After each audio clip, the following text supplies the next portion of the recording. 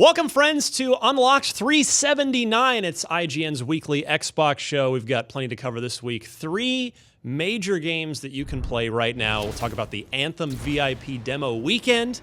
There's a lot to discuss there, as well as Resident Evil 2 hitting stores and off to a flying start, as well as Kingdom Hearts 3, a decade-long odyssey, comes to a close, and that you can finally play the game, plus February games with gold. Solid lineup there, a new Dragon Ball game, and much more coming up on this week's show. I'm Ryan McCaffrey. To my right, Destin Legary. Bam! Hey, everybody. Good afternoon, good morning, wherever you may be. Coming at you live from the IGN radio right here. I'm co-host Destin Legary, and I'm happy to be here. Lucy O'Brien, welcome. Hello. That is actually the first time I've heard you say bam. Like, I feel like I just witnessed an iconic moment. Yeah? Yeah, in the flesh. I'm glad people seem to like it. I'm sticking with it. Miranda Sanchez. Hello. Good morning, whatever time it is. Afternoon, evening. It's you fine. missed evening, so good evening for all those listening in the evening. Miranda's got my back. Yeah, That's yeah. right. I think the BAM has become iconic to Unlocked now. It's very important. Someone must do it every time. We'll never do it as well as Destin, though. Oh, That's I bet. true. Yeah, there can be only one. Yes. All right. Well, let's start right away with Anthem. I mean, that was the talk of the town this past weekend, the VIP demo launching. Now, what's interesting about that, a friend of mine messaged me, and I heard reports of this from other people as well, at least on Xbox, which is obviously what we're talking about here. A buddy of mine messaged me and was like, "Yeah, I didn't even pre-order. I don't even have VIP access, but I just went to the Xbox store, downloaded it, and started playing." And that's actually what I did because I hadn't even put in my code. I was just like, I figured, oh, do I download it and then put in my VIP access code that BioWare sent me, and never asked for anything. I just got into the game. So that was a weird, I thought that was a little strange. And you got in with no issues? Yeah, because I popped in that night after, a lot of people had, a lot of the issues were kind of during the day. Right, they flipped the switch at like 9 a.m. on Friday, and then they had some, pain points there on the servers. Those prevailed throughout the weekend. Yeah. It was rough the entirety of I mean, it was. I had a lot of warping and lagging, and some, frustrations there. But let me start. Let's start with the game itself, because the server issues became their own monster that was a focal point of discussion. But the game itself, Miranda, you seem to have a lot of fun with it. Yeah, so I've actually been it's weird to say, lucky enough to play in a stable environment as well. So I think it is really hard to know what you're getting into when it has been so chaotic with the connections. But I'm glad to see that there is a shared sentiment that it is a lot of fun despite some of the issues. Like, I've seen a lot of people saying like, oh yeah, I had like a solid connection for like maybe 2 hours. I got to play a lot and it was really cool and I like the feel of it.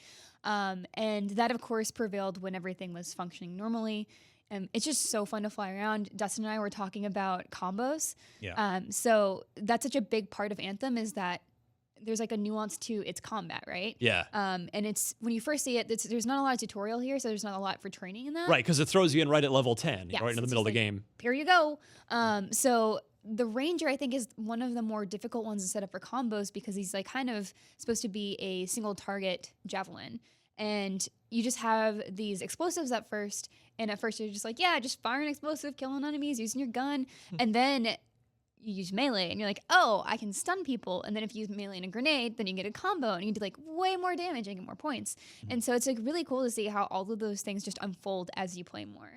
And yeah, I mean, I'm having a great time with it, so I'm hoping that this weekend was kind of prep for next weekend, which, is unfortunate, but these things happen. Yeah. It's still online infrastructure, and that's going to be a challenge always. What does it feel like to play? Like, what could you compare it to? Something else you've I'm played? not going to say Iron Man, but That's the common thing. yeah.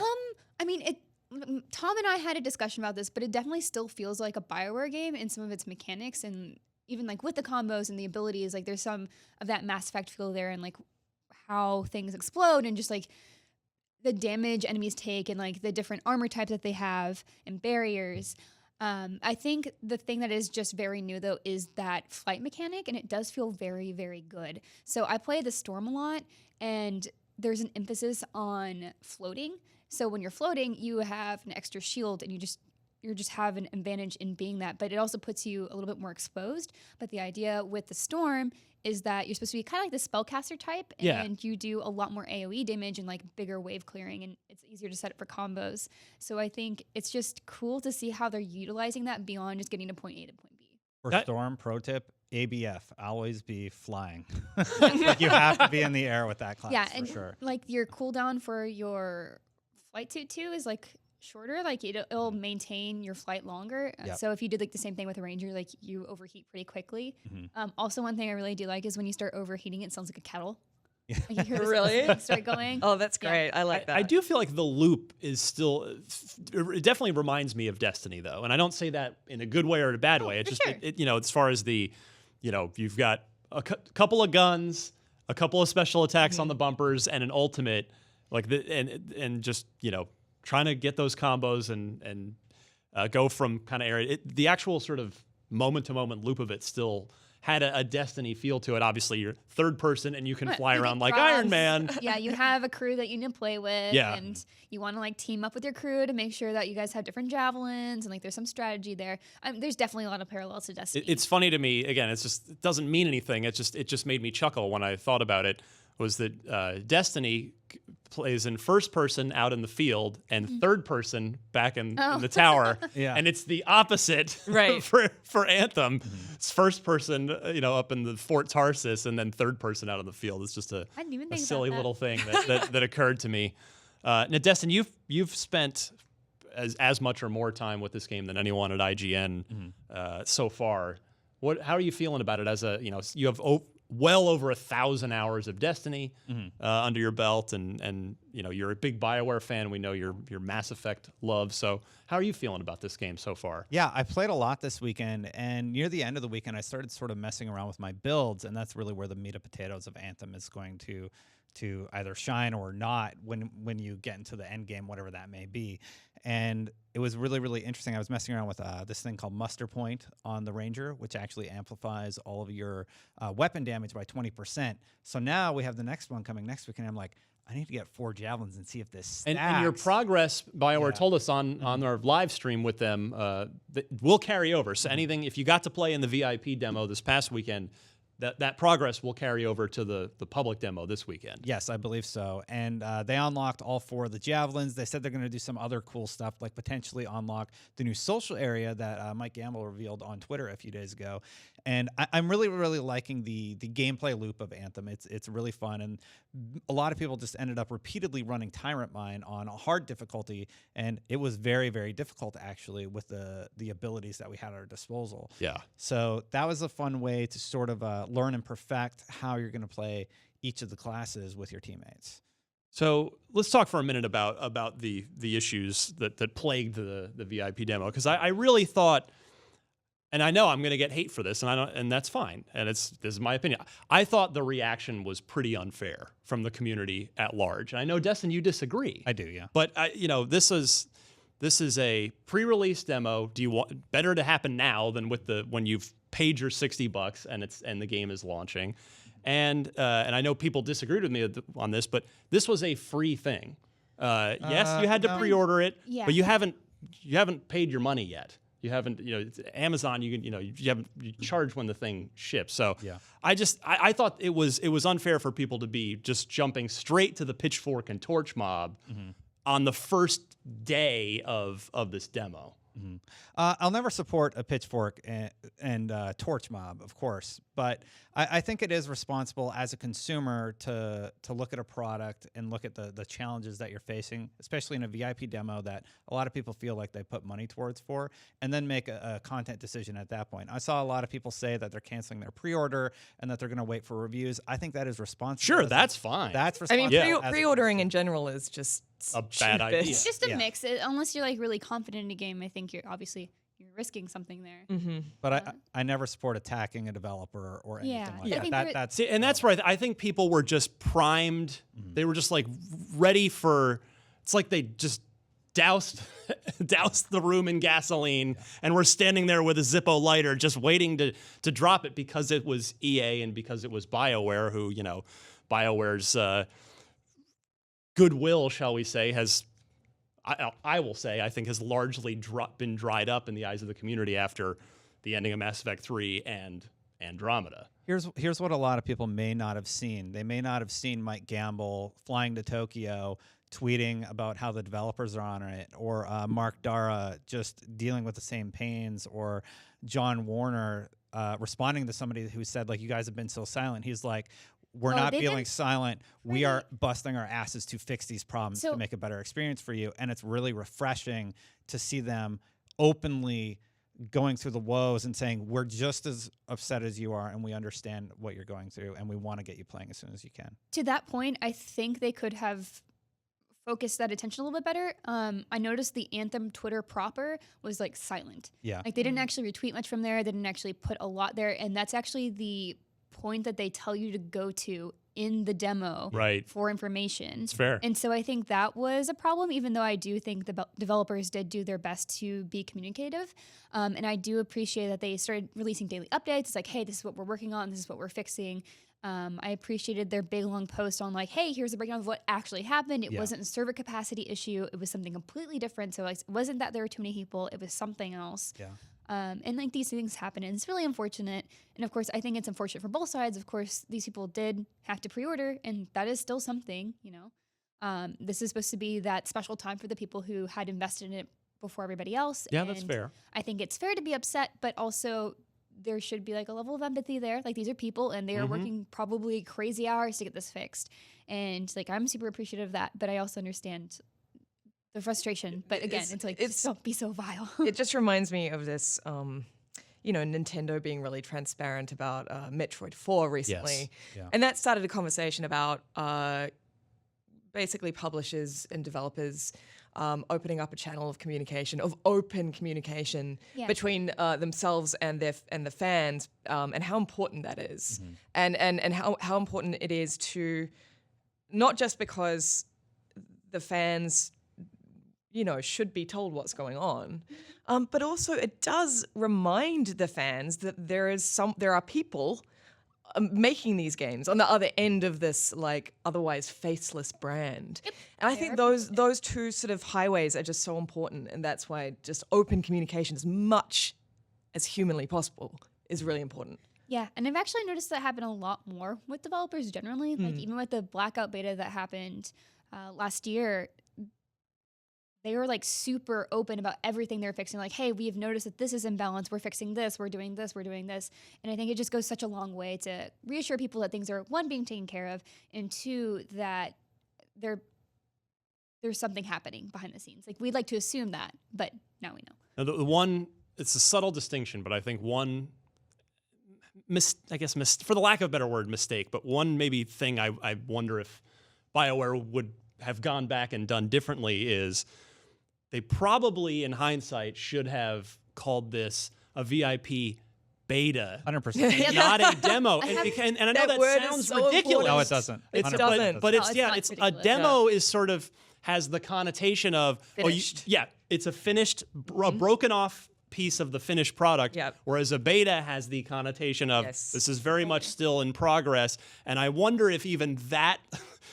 A different 4-letter word might have changed the sentiment a little bit. I guess maybe I'm overreacting, but I feel like that people were just very quick to just crucify BioWare at you know, a pre-release point in time, and that disappointed me. So the game has actually gone gold, so maybe that's why they wanted to call it a demo.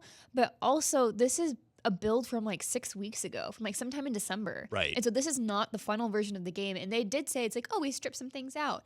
But I don't know that a lot of people know that. Like, this is not what it looks like when it's done. Right. And so that's such a hard thing to convey, especially through calling it a demo. Yeah, I know that and understand it. And that really leans into what the problem is. You're calling this a demo. You're saying this is indicative of what the final product is going to be like. But then retroactively, you're telling us that all this stuff is being patched and adjusted. Well, cool. You still lost a lot of pre-orders because of this. And this is overall going to be a bad thing for the Anthem brand. Now, I think people are now going to go to a wait-and-see approach. You've definitely lost a percentage of those people. in the grand scheme of things, it's probably small. Inversely, though, I do want to say I saw tons and tons of positivity online. A lot of people who did get in and were playing, they're like, oh man, I was having a blast flying around as the Storm or the Ranger, and I really like the feel of the game. So when people did get in, it was really refreshing to see those people sort of celebrating that they were able to play, and play with a good experience. I think it might have been you and I, Miranda. I can't quite recall that we were talking about how for all the chatter about the connectivity issues, the server issues, nobody was out there saying the game stinks. Like, I don't like the game. I saw very, very, very few people say anything about that, but they were obviously also just completely negative about everything regarding Anthem, not necessarily just because they had played it and were like, well, this is disappointing. They're like very extreme, far fringe people that were. Can I ask you a question quick, Miranda? You played on a standard Xbox. Yep. I played on an X. How did it run on standard Xbox? Well, it's showing the Xbox's age. Yeah. I was a little clunky. Yeah, I played on an X, but Was it jet engineing? Yeah. I was on an X, but I've just got the 1080p TV at home, so it was just getting a little turbo boost, but still, and the combat stuff ran decently. Fort Tarsus, though, was clearly under 30 frames a second. Oh, yeah. Not in like a gross, terrible way. I mean, there's no combat there, but it was noticeable, even on an Xbox One X. So for those who don't know, consoles run at 30 and PC runs at 45 frames per second. That's an optimization joke for anybody who doesn't get it. It wasn't really well optimized, so a lot of people with high-end cards were having a rough time getting it to 60. It defaults to like Ultra if you have a 1080 or above, and it was just running really sluggish. They did say they're going to optimize for that. If you had a 2080 Ti, which is about a $1,400 card, you seem to be pretty good. I don't have that card, so I was getting around 60, but I had to dip down to like high, medium on a lot of the stats. Yeah, and turn motion blur off. Please just by default turn motion blur off. Everybody. Okay. That's the general rule, though, for all media. Yeah. Turn that off. Well, I remember the one that when you say motion blur, the game that immediately always jumps to my mind is Perfect Dark Zero. Oh, yeah. And I know that game's been picked on. I actually think it's a better game than a lot of people give it credit for historically, but it was a day one Xbox 360 launch title. And so they were developing it on, in progress hardware and then had to ship it for day one. It's like that game, it's like every time you turn, it's just motion blur just to, cover up the frame rate a little bit because they were working with alpha hardware trying to get that done. So it's Emmy1 had it and it had film grain, which making games is hard. Making video games is harder than any of us even realize. All right. Well, speaking of difficult, Resident Evil 2 has been causing people difficulty sleeping in the office. It is out. It is thriving. 3 million copies sold in the first week already, which is out. That's more than RE7 did. So this is a remake, outselling RE7 from a couple of years back. Lucy, you've been playing the heck out of it, and seemingly there's I don't know if I've really heard a true bad word about this remake in any. Whether technically, gameplay-wise, it's just they did a hell of a job with this. I think it's an almost flawless remake. I think it's like I've said this. I think I already said this on Beyond, so I apologize if I'm repeating myself. But it sort of sets the new standard for remakes. I think it's more of a remix. It feels like it was made by people who love the first game, the original game rather, but also are very aware that it was made in an era. And we've come a long way since then. So it really does feel like a love letter to 2 rather than a doggedly faithful remake. So would you say it's more of a 2018, 2019 reinterpretation of a 1998 video game? That is exactly how it feels, yet it is a reinterpretation, so that, things are very different. But the best praise I can give it is that it still feels like the game I remember playing when I was a kid. It's still got that heart to it. And I think that is an incredible achievement. I love it. It's like a Game of the Year contender for me already. Wow. We're only in January. Have you played any? You've played some, Destin? Yeah, I played a little bit on PC. I played for like an hour or two. Yeah. So I've never played Resident Evil 2 before. I played Resident Evil 4, and I really, really like 4. But I haven't really gotten all the way through any Resident Evil before. Right. Not because it's too scary or anything. I just kind of like, okay, I get what's going to happen. I'm going to shoot that guy in the head. The tentacle monster is going to pop out and then finish him off. But with 2, it was really, really interesting to see the character development. Yeah. And how Chris is trying to get through this thing. And it's Claire, right? Claire. Yeah, Yes. Claire Redfield. And It's Leon and Claire. Oh, yes. Yeah. I'm sorry. Yes. No, Chris is the absent brother. Yeah. Yeah, that's what I knew it was, sorry. It's a very easy. Continue. Commenters, yeah. be gentle. Yeah. Yeah. But anyway, I had a good time with it. It didn't really have a lot of jump scares for me, though. Okay, well, you're only a couple of hours in. Okay. Yeah. I'm gonna Okay, say they yeah. they are there. Oh, but say because I was talking with Duggan about it, and he said that there's one point when it's like an advent calendar of horror. Yeah. It's like you're Oh, just great. opening things, and it's just terrifying things after Yeah. another, and maybe the right thing you need. There are a couple of moments. Have you guys seen that? What's that movie? And it's like set in Cabin in the Woods. I haven't. Oh, okay. Well, there's just the scene in there where it's just like all the horrors are unleashed at once, and there are a couple of moments in Resident Evil 2 that remind me of that. But I do think it's such a great for newcomers to the Resident Evil series. I think it's such a great starting point because it mixes all of the best parts of Resident Evil as a series. So it's a survival horror. So it's very much like the original handful of games. Because things changed when 4 came around. It turned more sort of action Action-y, yeah. focused.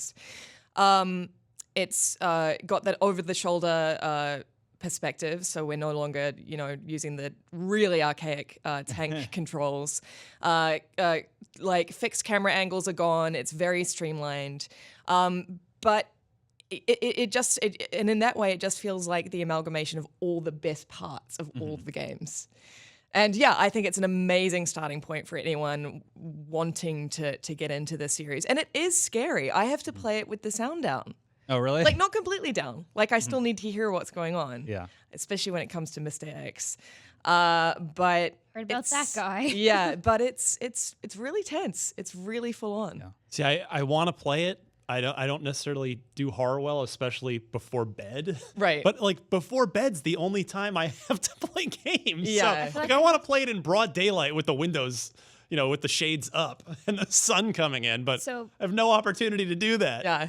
Just gotta get up early. Let's make a coffee. I guess, First thing in yeah, the morning, going to work scared. It's fine. and then calm down over the course of the day. I think that might be what I have to do because like when people start saying this is a game of the year contender for me, I'm just like no, I have to play it. So you're not good with horror games? No, Okay. not at Yeah. all. So And I love that you said that it's sort of sets the new standard for what a remake should be. Because I mean, we've spent a lot of time, and I have on this podcast over this generation, giving Capcom a lot of grief about their output this generation. It's just been a lot of remasters and reissues, and not, outside of Monster Hunter, not a ton of original content. Certainly not on Xbox, but and here we are with Resident Evil 2, a remake, but it's not. It effectively is a brand new game, and it's just so well done that it's like, all right, well, if this is how Capcom's going to do it, then okay, feel free to remake some of your other classic games like, Dead Rising or Dino Crisis or all kinds of stuff. You know what? I would love to see a Dino Crisis remake. I really would. Yeah, I mean, it's amazing, and it's are they going to do 3 next? Is that what we want, or do we want to 4. see? Oh, see, a 4 remake would be amazing, and also it's kind of time for a 4 remake. Hasn't that already been remade once? They did Or an HD version. Maybe I that know. was it. Okay. So besides that, yeah. I'm just not really sure what else to say about Resident Evil 2. I played it. It looks gorgeous on PC. It runs great. It's definitely a slower paced game where like I play action shooters all the time. So to change gears and go to a horror game that has a lot of puzzle solving and such, I'm like, oh, you got to kind of get in that headspace. You really do. Yeah. And you've got to remain calm. And one of the things that the game loves to do is to send Mr. X after you when you're trying to like be really calm and solve Yeah. a puzzle.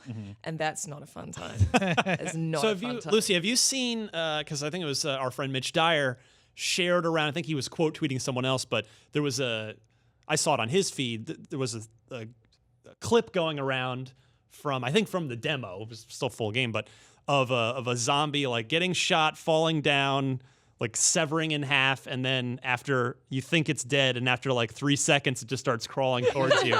Have you seen more like cool, gross animation stuff like that? I haven't actually. I haven't seen a like that to that degree. I will say that the zombies are particularly spongy. Like, you really have to shoot them in the head a lot of times, and sometimes they'll just get back up. Yeah. And it's just like, come on. It's like Michael Myers. It's like, just be dead already. All right, so yeah, nothing but praise for Resident Evil 2. Give it a look. Again, whether you're reliving it from 20 years ago or whether you never played it before. I'm in the boat with you, Destin. I never played 2. I co-opted 5 was really my first proper Resident Evil. Okay. Oh, okay. That's a weird one to start with. Well, Really? You know what it is because I wasn't a PlayStation guy, Right. In the sort of original days of the series. So 5 came to 360, and I co-opted that whole thing with Mitch Dyer, and it's one of my favorite gaming memories because we co-op the entire game, and then I tried 6, and it was. I think everyone tried 6. Yeah, 6 was did not care for 6 super well, and then 7 I just haven't played much beyond the VR demo because it was abjectly terrifying. Yeah. But Fair. yeah, I want to play some Resident Evil 2. All right, and then Miranda, Kingdom Hearts 3 is out as well. Hooray! It's real. Are you ready? No. No? I'm still not ready. You're still- No, I definitely need to finish 2, and then I think I'm gonna have a nice weekend where I just catch up with the other side games I didn't finish or get to. Like, I think someone was joking. It's like, just put on like a movie of cutscenes. You'll be fine. It's okay. So I think I'm going to do that sometime soon. And so for now, I'm just trying to avoid spoilers at all costs, which has been already a challenge. Tricky. The game, yeah. Oh, they're on Pornhub. Oh, okay. Yeah. That's exactly where I expected to find them. That's So, where you store Be spoilers. careful. Be careful. Okay, I'll make sure to. You might go search there for one carefully. thing and get something completely that you weren't looking for, you know? Yeah. Yeah, I think I have not played. I played the E3 version of this, the E3 build, and I want to play it for my daughter because I think right. she loves Disney stuff, Yeah. and I think she'll want to watch the story and these like new characters mixing with the characters that she knows, and got an excellent review from Jonathan Dornbush, our resident. Super fan isn't even doing that man justice. Yeah. He's a He knows his he's Kingdom a, Hearts. he's a PhD Kingdom in Hearts. Kingdom Hearts. Yeah, he is a Kingdom Hearts scholar. Yeah. And he gave it a great review. So yeah, I think I'm gonna give it a try and see if either I or my daughter want to stick with it. Yeah. And he told me if you just kind of power through and it's maybe a 25-hour game, so it's like, all right, well, even in kid time, that's a long time. Yeah. I Yeah. was actually We'll surprised see. it was so short. I think I'm just so used to playing incredibly long games at this point. Like the last game I just reviewed, which I'm finally getting that review up, I think I put 65 hours into it. Wow. And I could have put like way more in, but I'm just like, well, this is my life now. Just a bunch of long games. Oh, it's So yeah. I hate that. I hate that trend. I just don't have time in my life. I think it's nice. I'm with that you. You have time. Yeah. I mean, it's great absolutely. that games offer all kinds of value and just like an endless long tail. So, Yeah. so that's what I've heard about Kingdom Hearts as well, is that even though it's about 20, 25, 30 maybe hours of the story, there's like a lot of side stuff. So I'm excited to live in that world when I'm ready. So there it is. And then the last thing I want to mention before we move on to a little bit of news get going here. Crackdown 3, of course, is one of the 637 games coming out on February 15th. Look for new preview coverage. You got to look at it. Destin and I went and played. Friday is the day. So I just wanted to mention that. We'll talk about it on next week's show. Yeah, we will. And Destin, when was the first time you played Crackdown 3? Oh, I don't know. Did you play this what have you before? done? I'm sorry. It was a while back. Well, was it 2004? 2015. I'm really sad it won't be I a believe joke it was when you just have 2015. more. Yeah. It's out. It was Gamescom. Yeah. Yeah. We played a little multiplayer. Wait, Dustin, you've played the multiplayer? Yes, I have. This is definitely part of the unlocked drinking game if you're playing along at home. So sorry that you're hammered now. All right, well, let's move on. February Games with Gold. Kind of a slow news week so far. That's thankfully we had 3 quadruple A video games to talk about. But Games with Gold, I'll tell you, I took a look at this lineup. It's mostly older stuff. There's not really anything new here, but I think this is a really good. All 4 of these I think are good. You've got Bloodstained Curse of the Moon. That's a good one. Which is the 8-bit style Bloodstained, because I think Castlevania. Thank you. Yep. The 8-bit style Castlevania, because I think the full and proper current gen, higher production value one isn't still not out yet, I think. No. There is a new one coming out. But I don't. There is, yeah, and because I've played it at multiple E3s, but I think it still hasn't hit. But yeah, I know Damon Hatfield really liked. I think he reviewed Curse of the Moon. Super liked that, and then Super Bomberman R, which I reviewed as a launch title for the Switch. Yeah. 2 years ago now. Oh, okay. And I did not give it a great review. I think I gave it a 5 or 6. But to their credit, I know Konami has patched the heck out of it and addressed a lot of the issues that were in that initial Switch version of the game. So hey, that's free if you like Bomberman, and who doesn't? Except for Act Zero. We don't speak about that Bomberman. Old school Xbox 360 fans know what I'm talking about on that. Assassin's Creed Rogue. That's a good one. Yeah, February. Completely forgot that game existed. Me It's too. such a weird entry into the franchise. So strange. Yeah. It seemed to come really fast after Black Flag and just kind of went. Well, Yeah. you remember the reason you think that is because it's true. That was the one that came out on 360 in 2013, the year that Xbox One came out, and we got, I guess it was Syndicate? Was it Syndicate? whatever the one that launched on. There was Black Flag. It was Black. Yeah, Yeah. okay, that's what I thought. Yes, That was the first game I played on my Xbox One. right. And everybody loves Black Flag, and so I think Rogue kind of never got its due. Yeah. really. But it's by all accounts a very good Assassin's Creed game. So that's free from February 1st to the 15th. And then an old favorite going way back on the 360 here, backwards compatible though, so playable on Xbox One. Star Wars Jedi Knight Jedi Academy, which if you were to extrapolate this entire title out, you had Dark Forces, then you had I'm out. Dark Forces Jedi Knight. Take a walk with me, Destin, because this is a fun exercise on how bizarre this got. Dark Forces was a first-person shooter, a Doom clone in the Star Wars universe from 1994. Oh, I saw the guide for that recently. Like my partner, Really? he collects a lot of the Star Wars guides because he played so many Star Wars games. Yeah. And he was showing me one yesterday, and it was that game. It's like, this is the Doom Star Wars game. I was like, Yes, what? yeah. So you had Dark Forces, then you had Jedi Knight, which was they called it, I believe, Jedi Knight or Dark Forces : Jedi Knight. Then there was Jedi Knight 2, Jedi Outcast, which is the best one of all of them. It's probably one of my favorite 20 games of all time, which is Dark Forces, Star Wars, Jedi Knight 2. Yeah, and then Jedi Academy is the one after that. So it's like Video games Dark are so Forces stupid. 4, Jedi Knight 3. It's very complicated, but Raven Software, back when Activision used to allow Raven to make their own original video games that weren't Call of Duty maps. So Jedi Academy is really good also, and had a cool one-on-one lightsaber dual multiplayer mode in it as well. So yeah, that's a nice lineup this month. It's maybe not any Not any like AAA top of the marquee kind of games, but 4 solid games for free if you're a gold member. I'll be getting Bloodstained and Assassin's Creed, that's for sure. Yeah. Download them all. Yeah. Claim Well, them all, Destin. I always make sure, like when I go in there, I'm just like, yeah, sure, why not? And then it lets you pick download now or just keep it in your library. Yep. Like, just hold on to it. That's all you got to do. And then next up here, a new Dragon Ball game has been announced. Miranda Sanchez, tracker of all things anime. Yeah. You're so excited. I know. I feel bad. I'm not a Dragon Ball person. It's always like my secret shame. It's like I know a lot about Dragon Ball, but I've actually never seen the series because my parents didn't let me watch it when I was a kid. So like Too violent. Too violent? Yeah, I don't think they just were into all the fighting. Oh yeah. I have seen some of it. It's just not. I know a lot. It's weird. I know a lot about Dragon Ball, but I don't watch it. So I'll rectify that someday. But yeah, so this covers, I believe, Project Z.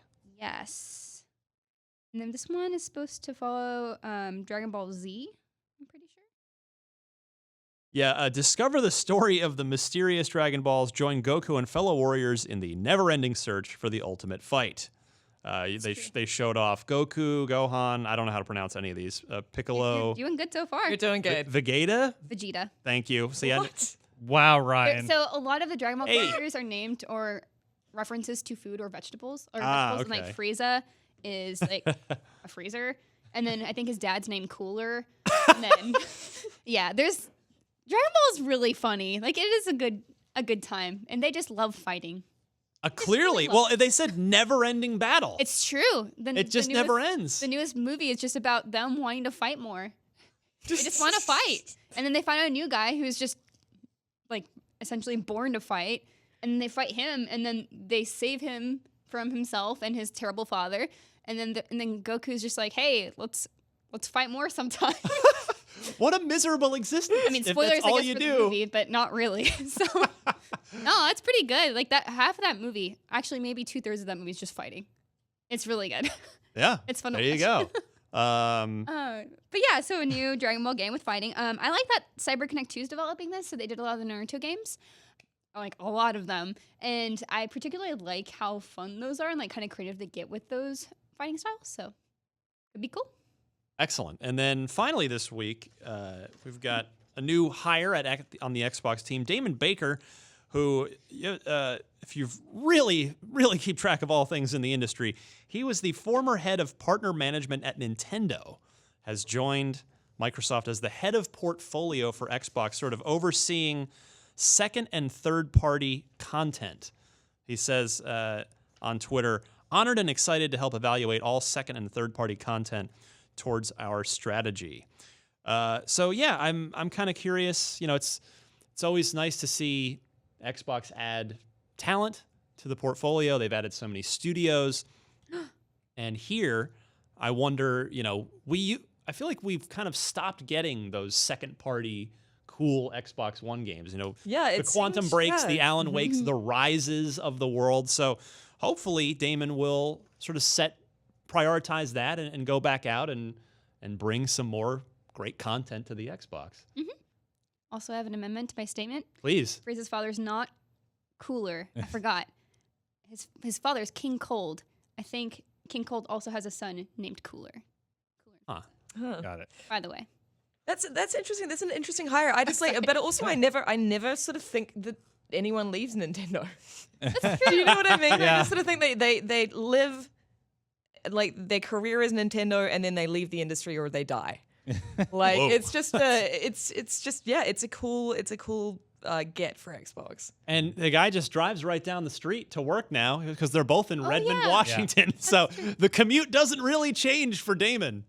Just drives over to Microsoft campus instead of Nintendo. And I think they're really close by to each other as well. So, yeah, congratulations there. Open invitation if you ever want to come on Unlocked next time you're in San Francisco. Damon, please join us. Well, that's everything I've got news-wise. Shall we crack open the loot box? Let's do it. See what's inside. Trevor, whose gamer tag is Pillar of Awesome. It's an excellent gamer tag. Here's a good one for you guys. In your opinion, what is the best and worst Halo weapon? Pistol. Best. Can we agree on that? Halo No. 1 pistol? Halo 1 pistol, probably No. the best weapon. We No? have a No, disagreement it's the from the Needler. other end of the table. What do you got? Needler. The It's best. Needler? The The Needler Needler. sucks. Okay. Oh, Needler's no. not good. Okay. Don't talk to I me. have a terrible admission to make. I should not actually be on this show ever, because I've only ever played one Halo game, That's okay. and that's the original. That's okay. And part of the reason that I The could Needler's never bad in that get game. into, Yeah. like, fully into the series was because I hated the Needler so much. Mhm. You're It's using it awful. wrong. Well, as I remember it, in Halo... They beefed it up in later games. No, but That's Halo right. 2, Well, it's so good, Right. though. I was just going to say, I think, was it 3 that they nerfed it and it was like borderline useless? Yeah. Yeah, it made me really sad. 3, it was bad. 1, it was bad. Just 2, it was okay. Beautiful But it's never been exploding weapon. great. I wouldn't say it's the worst, but the best was is great. easily the pistol. It's like iconic. No, Or the just throw it sword. away. The The sword energy is like sword's great. Energy sword visually is interesting, nice. and it's got that really satisfying like lunge kill. I can't believe attack. no one... All right. Hashtag Team Battle Rifle. The battle rifle. Okay. Yeah. But you need his co-pilot, so to speak. The plasma pistol. The plasma pistol to make it the best. I mean, weapon. see, this is what's great about Halo. There's so many. It's like it's hard to. The DMR is no, Miranda. You're nodding no on DMR. Controversial. I have mean things to say about the DMR, so I'm not going to talk about it. Wow. Mostly about people who use it, but it's okay. Well, so you don't want to offend me, is what you're saying. I want to be nice. I mean, positivity or something. One of the most iconic rocket launchers in all of action game history, the Spanker, the rocket launcher. Yeah. SPNKR written boldly on the side with that cool rotating barrel. Mm-hmm. So good. The rocket launcher, and it's I mean, I feel like this is almost a mean question to ask because best in this almost just comes down to what's your favorite. Yeah. Because I think it depends on which game you're looking at. that's true. Like it so much does. And like, yeah, the pistol was really OP for a while, but also it's just boring.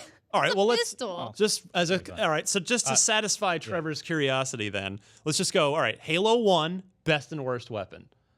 I don't know. 3-shot death machine pistol. I mean, yes. pistol's the best. I agree with Halo 1. Absolutely, pistol's Yeah. best weapon. But for worse, that's Miranda's that's still tougher. with a just suppressing a No. frown. Yes. I refuse. But I know it is. I know. Yeah. So what do you Shotgun think? at me. shotgun could be a good secondary. Oh yeah, shotgun was super good. All right. Very useful. For So this one. worst Halo 1 weapon. Then. Yeah, that one I don't. The Needler, I guess. The Needler sucked in Halo 1. Are you trying to pick a fight? No, in Halo 1, you're going to defend the Needler? It's Yes. terrible. Yeah. Every time I Like saw all it the drop, I'm like, battles this are is mine. ranged for the most. It's See, just an at awful- least in Halo fine. 2, it was never your go-to, but in Halo 2, you could dual wield 2 Needlers Dual and wield then is just so good. send a barrage of semi-homing needles towards your opponent on Xbox Live. That's true. It's beautiful. It's a wonderful explosion. It's Just great fills it with the looking. light. It's great looking. I like the purple and pink unique. combo sort of look that it has going on. It's just crap in the first game. It's just ineffective. Yeah. All right, Halo 2. It's impossible. Sword. So Because it was introduced as wieldable and it Right. was teased You in couldn't- the first one. yes, Yeah. I would not disagree with you on that for best Halo 2 weapon. Yeah. Okay, All right. we did it. Sword. But worst Halo 2 weapon? Did Halo 2 have the brute shot? That was Halo 3, wasn't I it? don't remember when that I was thought introduced, but it is so bad. Yeah, I hate the brute shot. I also agree. I'm not a fan. Yeah, in any of the games, that's probably going to be my least favorite weapon. I will grab a needler over a brute shot. I remember accidentally picking it up and being like, "Oh, Yeah, oh no!" yeah. I'd love to see some Maybe really I'm good. thinking no. Maybe Brute 2 did have the brute shot because it was the Yeah, Yeah, it has Ar- Halo Ar- 2. the little Arbiter is It's in Halo 2. introduced, Yeah. right? Yeah. what was so- the there was a pistol, right? A brute like pistol thing. Yep. yeah, those were the. They Which shot I like didn't like needles. those. They shot needles. They're actually not bad. It's But- better than the brute shot, though. Yeah, it's better than brute shot. I'd love to see some pro brute shot gameplay. If anybody can link us to that in the comments. No, yeah, of course. below. I've spent like so many thousands of hours on Halo 2 multiplayer. The best thing about the brute shot is I know the what melee you're saying. attack. Yeah, It's just, you The just get in, sharp end. bam, and Yeah. see, I threw yeah, a bam. yeah. Yeah, wow, Trevor just dividing the table. I love it. Halo 3 would be much tougher because I don't even remember what new weapons were introduced. I mean, yeah, it's Spartan laser was in 3, I think, right? yes. Yeah. Yeah, I was never a big Spartan laser guy. Yeah, it's just myself. sort of. Yeah, it's fine. It can take out a tank in a shot or two, but it's just okay. But like worst, like I don't know, everything was sort of okay. Needler again, I guess. Needler forever. three. I love this. The death stare Miranda's giving you. This is why you have to watch Unlocked on video because you get all the like, just the quiet facial reactions from the cast that you can't hear on the MP3 file. We all said true. sword, but BR was introduced in Halo 2. Well, right, yeah, that would be a good contender also.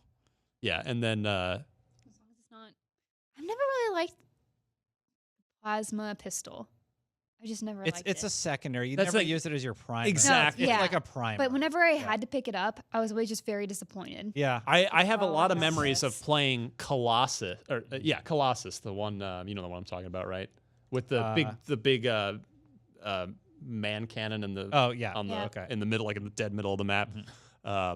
That for that map, I could just abuse people with the noob combo with the plasma pistol BR. It's just like there were just long enough sight lines in it where in that plasma you just because it would home ever so slightly, so they just even try to just drop their shields with that and then switch to the BR and finish them off. You could dual wield like the plasma pistol and the SMG or whatever it was called, and that would be a fun little combo too in Halo 2. Yes. Yeah. Yes, indeed. All right. Roland. Or no, that's Unlock Box Trivia. Sorry. Trevor, thank you so much. Thanks, Trevor. If you have a loot box question that you want us to argue about, email it to unlocked@ign.com. Hey, you wrote down the name. I know, I remembered this week. I'm trying to remember, trying to be better about it. Now for trivia, everybody's tied at with 1 point. Actually, Lucy, you can just grab a share of the lead here. We keep track all year long of the trivia scores. You could win. You never know. You show up often enough, you could end up with a killer trophy. So everybody would somehow doubt that. Miranda, Destin, and Brandon, who couldn't be here this week, each have 1 point. Roland, whose gamer tag is Rolo with zeros, asks, which of these, this is a fun, relevant topic, which of these multiplayer map names does not appear in both the Gears of War series and the Halo series? I didn't realize, this is such a cool trivia question, because I didn't realize how much overlap there was in the naming conventions of Gears and Halo multiplayer maps. Onslaught, Relic, Impact, Foundation. So 3 of those, that word appeared in the map name. in the map name in both games. That's not necessarily the full map name, but it's the word appears. This is so hard. What the heck? I think I would have gotten this right only because I know Halo maps so well. I don't know my Gears maps quite as well, but I'm gonna throw this out to you guys and see if you want to take a guess. So bad at map names. I'm just gonna guess B. Okay, Relic. Yep. Probably wrong. Can I go last? Can I go last? All right, Lucy, I'll throw to you. I know you haven't played a ton of Halo. Yeah, this is wild. Throw a dart at the dartboard. That's what I'm doing. This is Ralph Wiggum with the pin the tail on the donkey. C, Impact. All right, Destin. So I was leaning towards Impact or Onslaught, but I think I remember the announcer going Onslaught. So I'm gonna go with A. Okay. Onslaught, because that would be a game mode and not a map name. Okay. Well, the answer, you are correct, Destin. It is Onslaught. Yes. Yeah. Good stuff. Back on the board, baby. Back in the lead. Yeah. You're back in the lead. You were already on the board, so let me add a point to you there. And Destin will now conspire to have the Unlock Block Trivia canceled for the rest of the year so that he wins 2-1. If you would like to try to stump everybody with an Xbox trivia question, send it to unlocked@ign.com. Include 4 multiple choice answers in your email, and please note the correct answer in your email as well, and we will play next week. That brings us to the end of another podcast, the 379th episode of this show. Oh my God, I've done over 300 unlocks now. Wow. Congratulations. I cool. came in at, I want to say it was somewhere in the high 50s, I think, is when I started. Wow. It's been a long time. How many hours have I spent talking on this show? I love it. I get paid to talk about Xbox. Yeah. I can't complain. It's great. So you can find me on Twitter if you want to yell at me about my opinion on Anthem, feel free. At @DMC_Ryan. And yeah, I'll see you on. I'm going to be on the public demo for Anthem this weekend. I definitely want to get some more time in because I didn't quite get to unlock a Javelin suit. I didn't get to play it all on Sunday after they opened things You messed up. around with the Ranger though, right? Oh yeah. It might be my favorite, and I played all of them. Wow. And the more I realize the potential with that Javelin, I'm really stoked. See, I tend to play tanky characters when I can. So I don't think you're going to like the Colossus. I want to give them a try. Yeah. Yeah. The lack of mobility might end up frustrating me, and but I want to give that one a try. I'll give you a tip. Reddit kind of came together, and a lot of people thought the Colossus felt really squishy. So there's some build suggestions. Just make sure that you check all the options in your character build, because he doesn't have a shield. You have to physically bring up the shield to have him have a shield. And that's one thing players need to consider when they're Duly noted. that class. All right. And then I don't think there's anything else to tell you about, like, programming-wise. Like I said, just the Crackdown 3 coverage from Destin and myself. Coming hitting soon. Friday on IGN. Lucy O'Brien, got anything you want to promote? Nothing that I want to promote apart from just the site itself, because that's where I put all my content out. But you can follow me on Twitter at Luce O'Brien and on Instagram at Luce O'Brien. Love it. LUCE. Follow along with your adventures in San Francisco, getting to know America. It's a lot of fun so far. Yeah, having a good time. I love 2 months following in. your adventures. 2 months in. Wow. All the cool, like, weird bars that you find. Yeah. And, all this stuff.